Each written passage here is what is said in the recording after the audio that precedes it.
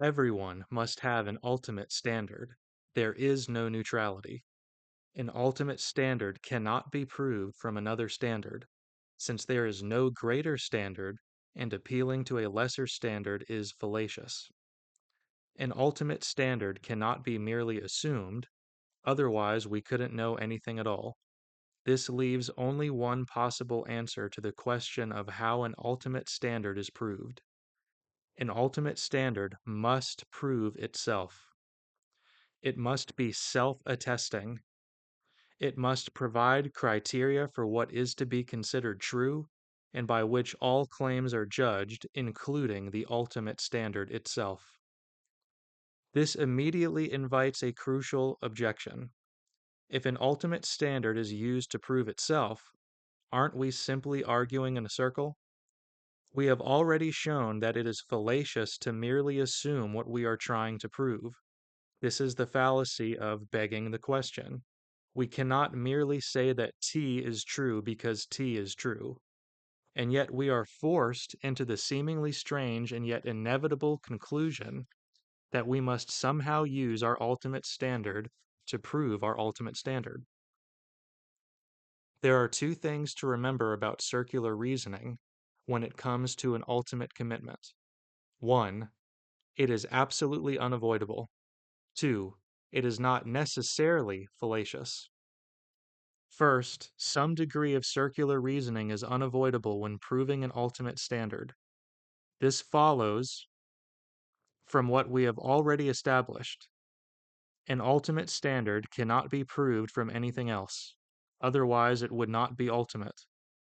Therefore, if it is to be proved, it must use itself as the criterion. Notice that God himself uses a type of circular reasoning when he makes an oath. Human beings appeal to a greater authority as confirmation of an oath. Hebrews 6:16. But since God is ultimate, he can only use himself as the authority.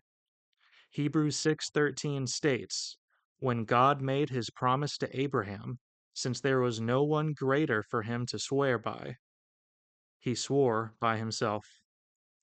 Clearly, some degree of circular reasoning is inevitable when it comes to proving an ultimate authority. Second, not all circles are fallacious. Remember that begging the question is not actually invalid, but it is normally considered a fallacy because it is arbitrary. But what if it were not arbitrary? What if the argument went out of its plane, going beyond a mere simple circle, and used other additional information to support the conclusion? What if we found after making an assumption that we had good reasons for it? This would be perfectly legitimate. In fact, any true presupposition must use itself as part of its own proof. So some degree of circular reasoning is involved, but it cannot be a simple, vicious circle. It must go beyond its own plane. Consider this proof that there are laws of logic. 1. If there were no laws of logic, we could not make an argument. 2. We can make an argument. 3. Therefore, there must be laws of logic. This argument is perfectly valid. It is a modus tollens syllogism, denying the consequent. And the premises are true. So this is a good argument, yet it is subtly circular. We have assumed in this proof that there are laws of logic. Modus tollens is a law of logic, and we have used it as part of the proof that there are laws of logic. In this case, we had no choice. In order to get anywhere in an argument, we must presuppose that there are laws of logic. However, this argument does not merely assume what it is trying to prove, it imports additional information to support its conclusion. But what makes this a really good argument is that any possible rebuttal would also have to use laws of logic. Therefore, any potential rebuttal would be self-refuting.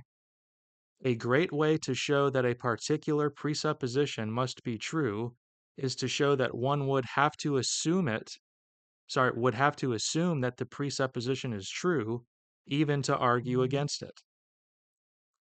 An argument that proves a precondition of intelligibility in this way is called a transcendental argument. The Christian's ultimate standard is much like this. Any attempt to refute the Bible must assume that the Bible is true in order to get started. The Bible not only provides criteria for itself, but does so for all other facts. It gives us a foundation, the biblical God, for rational reasoning, including laws of logic, science, morality, reliability of our senses and memory, and so on. It even gives us a foundation for why we should not be inconsistent or arbitrary, because God isn't, and we are to imitate him. Ephesians 5:1. The Bible passes its own criteria for truth. It is consistent, non-arbitrary, etc., and provides criteria for everything else. The Christian circle is not a vicious circle, but one that can account for all human experience and reasoning. As with the argument for laws of logic, any attempted rebuttal would be self-refuting because it would have to use things, laws of logic, the charge to be consistent, and so on, that presuppose the Christian worldview. Proverbs 1:7 states, "The fear of the Lord is the beginning of knowledge, but fools despise wisdom and discipline."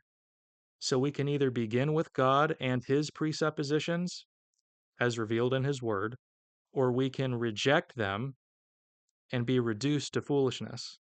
The Christian claim is therefore not a vicious circle. I'm not merely arguing the Bible must be the Word of God because it says it is. Rather, I am arguing the Bible must be the Word of God because it says it is, and if you reject this claim, you are reduced to foolishness. This moves beyond a simple, vicious circle of reasoning. Like laws of logic, the Bible must be true because if it were not, we could not prove anything. An ultimate standard must do more than simply prove itself. It must provide a basis for proving absolutely everything that is knowable. And this is quite a challenge. The Christian's ultimate standard is able to do this, but no non-Christian standard is up to the challenge. Non-Christian circles turn out to be self-refuting rather than self-attesting, and they cannot account for the preconditions of intelligibility.